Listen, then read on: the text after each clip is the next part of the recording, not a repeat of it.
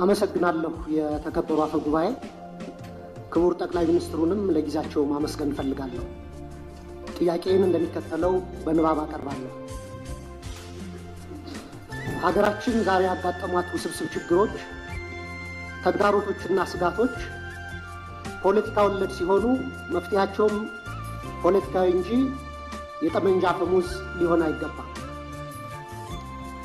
በድህነት አዙሪት ውስጥ የኖረች ሀገር ባለፉት 7 የብልጽግና አገዛዝ ዓመታት ደግሞ በእንቅርት ላይ ጆሮ ደግፍ እንዲሉ ለከፋ የጸጥታና የደህንነት ቀውስ አዙሪት ሳይክል ኦፍ ሴኩሪቲ ክራይሲስ እንዲሁም ማባሪያ የሌላቸው አውዳሚ የእርስ በርስ ጦርነቶች ውስጥ አስገብቷታል። ኢህአዴግ አምባገነናዊ ልማታዊ አገዛዝ ነበር። ወደ ብልጽግና ያደረገው መለወጥ ወይም ሜታሞርፊስ ደግሞ የሙሉ ጊዜ ጦረኛና እልቂት ጠማቂ አገዛዝ እንዲሆን አድርጎታል። በመደማመጥና ሰጥቶ መቀበል መርህ ላይ ተመስርተን አገራዊ ልዩነቶችን በማጥበብ ሁሉን አካታች ወደሆነ ማህበረሰባዊ መግባባትና ፖለቲካዊ ስምምነት ወይም ፖለቲካል ሴትልመንት ከማምራት ይልቅ ብልጽግና ፓርቲ በሚከተለው ጠቅላይ አገዛዝ ወይም ቶታሊታሪያን ሊደርሽፕ ምክንያት ሰላም ከራቀን ከራረ። ባለፉት 6 ዓመታት በኦሮሚያ፣ በትግራይ፣ አማራና አፋር ዛሬም ድረስ ደግሞ በአማራና በኦሮሚያ ክልሎች በቀጠለው ጦርነት የድሃ አርሶ አደርና ከተሜው ልጆች በሁሉም በኩል እንደ ቅጠል እየረገፉ ነው። ማቆሚያ በታጣላቸው የእርስ በርስ ጦርነቶች በትሪሊየን የሚቆጠር የሀገር ሀብት ንብረት እየወደመ እንደሆነ የጠቅላይ ሚኒስትሩ የኢኮኖሚ አማካሪ ቡድን በሰራው ኢኮኖሚ ዋይድ ኢስቲሜሽን ኦፍ ዘ ኖርዘርን ኢትዮጵያን ዋር ዳሜጅ የሚል ጥናት በአንድ ዓለም አቀፍ ኮንፈረንስ ላይ ቀርቦ የሰሜን ኢትዮጵያ የጦርነት ያደረሰው ጉዳት ግምቱ 32 ቢሊዮን ዶላር እንደሚጠጋ ተተምኗል። እንዲሁም የዓለም ባንክ በ2022 ኢትዮጵያ ዳሜጅ ኤንድ ኒድስ አሰስመንት ብሎ ባወጣው ሪፖርትም በሰሜን ኢትዮጵያ ጦርነት የደረሰው ጉዳት ግምት 28 ቢሊዮን ዶላር ያደርሰዋል። አማካይ ግምቱ 30 ቢሊዮን ዶላር ነው ማለት ነው። ባለፉት 6 ዓመታት እስከ ዛሬ ድረስ ደግሞ በአማራ፣ በኦሮሚያ፣ በቤንሻንጉል ጉሙዝ፣ በደቡብ ጋምቤላ፣ አፋርና ሶማሌ ክልሎች እየተካሄዱ ያሉ ጦርነቶችና የእርስ በርስ ግጭቶች የጉዳት ግምት ከሰሜኑ ጦርነት ጋር እኩል አድርገን 30 ቢሊዮን ዶላር ምሁራዊ ግምት ብንወስድ ጠቅላላ ግምቱ ወደ 60 ቢሊዮን ዶላር ወይም በሰሞኑ የባንክ ምንዛሬ በ130 ብር ሲሰላ 7.8 ትሪሊየን ብር ገደማ ነው። በዘንድሮ በጀት ልክ ቢሰላ ደግሞ በቀጣይ 8 ዓመታት የሀገራችን በጀት የሚሆን ሀብትና ንብረት በጦርነቶችና ግጭቶች አውድመን እንዲሁም በሚሊዮን የሚቆጠሩ ወጣቶችን ጭድ አድርገን ዛሬም የጦርነት ነጋሪት እየጎሰምን ቀጥለናል። የዚህ የእርስ በርስ መጠፋፋት ጉዞ ውጤትም የተባበሩት መንግስታት የልማት ፕሮግራም ባወጣው የ2024 ግሎባል መልታይ ዳይሜንሽናል ፖቨርቲ ኢንዴክስ ፖቨርቲ አሚድ ኮንፍሊክት ሪፖርት እንዳመላከተው 72 በመቶ ወይም 86 ሚሊዮን ኢትዮጵያውያን በድህነት እንደሚኖሩ ይፋ አድርጓል። የውጭ ምንዛሬ ለውጡንና የኮሪደር ስራ ተያይዞ መኖሪያና የንግድ ቤታቸው የፈረሰባቸው በመቶ ሺዎች የሚቆጠሩ ችግር ላይ የወደቁ ዜጎችም አሉ። ከቅርብ ጊዜ ወዲህ ደግሞ እንኳን ከኑሮ መሰረታቸው የተነቀሉት ይቅርና ስራ ሰርተው በላባቸው የሚኖሩ ኢትዮጵያውያን ጭምር የኑሮ ውድነቱን መቋቋምና ልጆቻቸውን ማሳደግ ተስኗቸዋል። በዚህ የድህነት ብጣኔና የኑሮ ውድነት ላይ የተጨመረው የጦርነት አዙሪት ለሀገራችን ከፍተኛ ብሔራዊ የደህንነት አደጋ አዝሏል የሚል ስጋት አለ። በሰብአዊ መብቶች ጥበቃ ረገድም የተባበሩት መንግስታት ድርጅት የሰብአዊ መብት ኮሚሽን በኢትዮጵያ ላይ በቅርቡ ባወጣው አፕዴት ኦን ዘ ሂውማን ራይትስ ሲቹዌሽን ኢን ኢትዮጵያ ጁን 2024 ሪፖርት በሀገራችን ላይ እየደረሰ ያለውን ከፍተኛ ሰብአዊ መብት ጥሰት በዝርዝር አቅርቧል። ሪፖርቱ እንደ ሀገር የማያወላዳ ትኩረትና አፋጣኝ እርምጃ እንድንወስድ የሚሹትን የተንሰራፉና ስልታዊ የሰብአዊ መብት ረገጣዎች የደረሱበትን አሳሳቢ ሁኔታ ያሳያል። በሪፖርቱ የተካተቱ ጉዳዮች ልብ የሚሰብሩና በጣም አሳሳቢ ናቸው። ለምሳሌ በፈረንጆቹ 23 ብቻ በተፈጸሙ 594 የመብት ጥሰቶች በትንሹ 8253 ተጎጂዎች ተመዝግበዋል። ከነዚህ ውስጥ 1106 ሲቪሊያኖች በአማራ ክልል፣ 366 ሲቪሊያኖች በኦሮሚያ ክልል ተገድለዋል። በ5 ወራት ብቻ ከ250 በላይ ሰላማዊ ሰዎች በድሮን ተገድለዋል። ከላይ ለማሳያ በሪፖርቱ የተካተተው የተጎጁ ሲቪሎች ቁጥር ሲሆን አክቹዋሊ የተጎጂዎች ቁጥር ግን ከዚህም የሚበልጥ ነው። እነዚህ የተንሰራፉ የመብት ረገጣዎችና ከህግ ውጭ ግድያዎች በፈረንጆቹ 2024-25 ዓመተ ምህረት ተባብሰው ቀጥለዋል። የድሮን ጥቃት ዛሬም በአማራ ክልል ተጠናክሮ የቀጠለ ሲሆን ህፃናትን ጨምሮ ሲቪሊያኖች እየተገደሉበትና የሲቪሊያን ተቋማት እየፈረሱ እንደሆነ ቢቢሲን ጨምሮ በዓለም አቀፍ ሚዲያዎች ተዘግቧል። በተጨማሪም ሪፖርቱ የዴሞክራሲያዊ ማህበረሰብ አስፈላጊ ምሰሶች በሆኑት ሐሳብን በነጻነት የመግለጽ፣ የመሰብሰብ፣ የመደራጀት መብት ላይ ከፍተኛ ገደቦች መደረጋቸውን በአጽንኦት አመላክቷል። ጋዜጠኞች፣ አክቲቪስቶች እና ሰላማዊ ዜጎች እውነትን የመናገር መብታቸውን በመጠቀም ተጠያቂነት እንዲሰፍን በመጠየቃቸው ብቻ ማስፈራራት፣ እንግልት፣ ስደት፣ እስራትና አለፍ ሲልም እገታና አስገድዶ መሰወር ይደርስባቸዋል ይላል ሪፖርት። ለምሳሌ ያለመከሰስ መብት ያላቸው አማራ የሆኑ የፌዴራልና የክልል ህዝብ እንደራሴዎች የሆኑት አቶ ክርስቲያን ታደለ፣ አቶ ዮሐንስ ቧያለው፣ ዶክተር ካሳ ተሻገር ያለመከሰስ መብት ሳይነሳ ተይዘው ለ20 ወራት ታስረው ይገኛሉ። የተቃዋሚ ፓርቲ አመራሮች የሆኑት የአብን ስራ አስፈጻሚ ኮሚቴ አባል ዶክተር ቴዎድሮስ ኃይለማርያም፣ የኢዜማ የቀድሞ ሊቀመንበር ዶክተር ጫኔ ከበደ ከታሰሩ 2 ዓመት ሊሞላቸው ነው።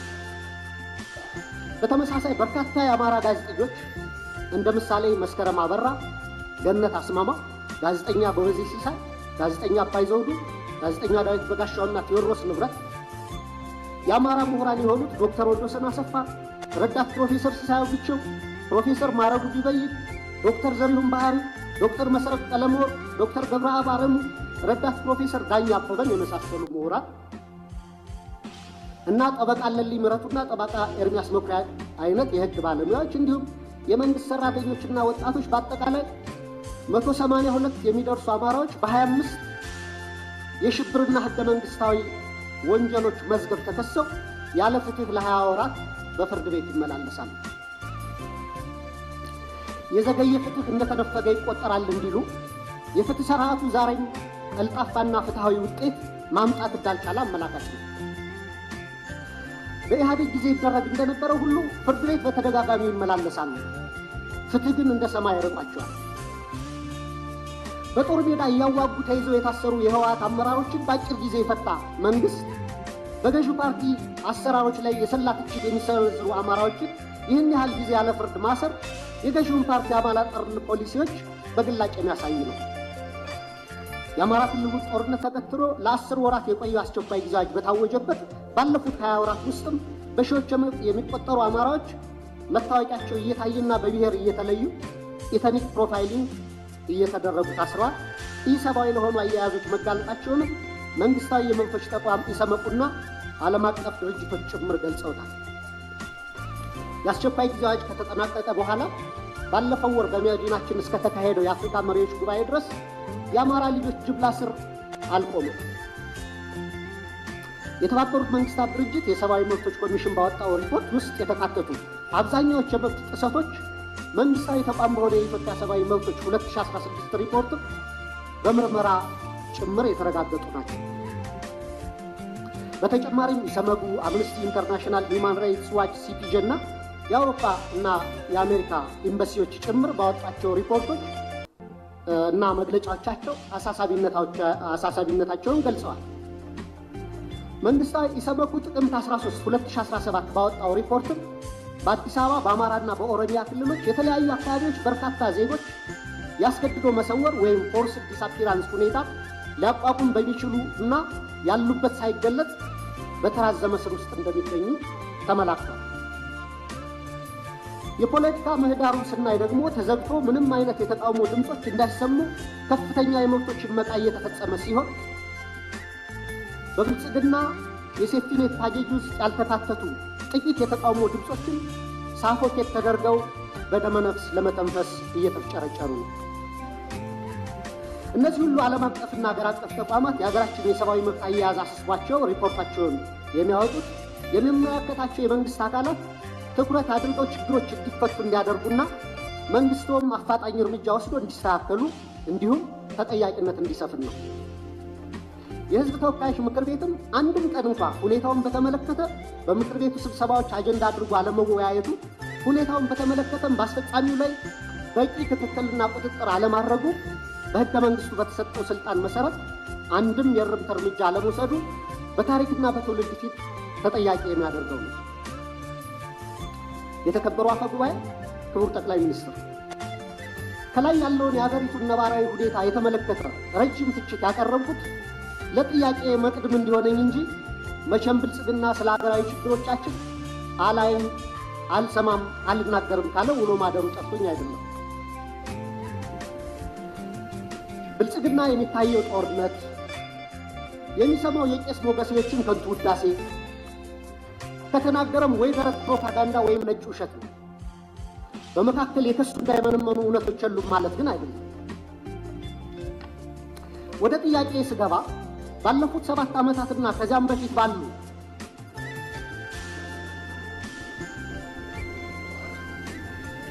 አስርት ዓመታት በኢትዮጵያ ውስጥ በተለይም በአማራ፣ በኦሮሚያ፣ በአፋር፣ በትግራይ፣ በደቡብ፣ በቤንሻንጉል ጉሙዝ፣ በጋምቤላና በሌሎችም አካባቢዎች ለተፈጸሙ ሰፊ የሰብአዊ መብት ጥሰቶች ግሮስ ሂውማን ራይትስ ቫዮሌሽንስ፣ በሰብአዊነት ላይ ለተፈጸሙ ወንጀሎች ክራይም አጌንስት ሂውማኒቲ፣ የጦር ወንጀሎች እንዲሁም የዘር ማሳሳትና የዘር ማጥፋት ወንጀሎች መፈጸማቸውን መንግስቱ እውቅና የማይሰጠውና ኃላፊነት የማይወስደው እንዲሁም ገለልተኛ ዓለም አቀፍ ምርመራዎች